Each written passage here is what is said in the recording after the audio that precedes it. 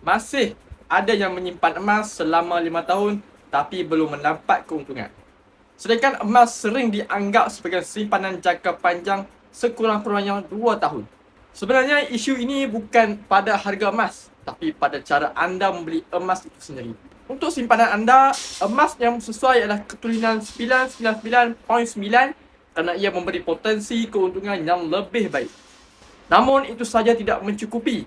Untuk pastikan anda mendapat pulangan yang optimum, pembelian emas perlu memenuhi beberapa kriteria penting. Antaranya ialah harga belian yang rendah, spread yang nipis, cawangan jual beli banyak dan syarat jual beli yang tidak cerewet. Jika salah satu daripada kriteria ini tidak dipenuhi, risiko untuk tidak mendapat keuntungan akan menjadi lebih tinggi. Sebab itu ada yang menyimpan emas bertahun-tahun tetapi masih rugi. Bukan kerana harga emas tidak naik, tapi kerana pemilihan tempat membeli emas yang kurang tepat. Bayangkan jika anda membeli emas dengan harga murah, tetapi apabila ingin menjualnya, anda perlu pergi ke banyak kedai untuk bertanya harga.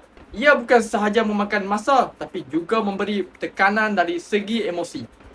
Dengan Public Gold, anda boleh mendapatkan harga emas yang kompetitif serta mempunyai banyak cawangan untuk urusan jual beli di seluruh Malaysia.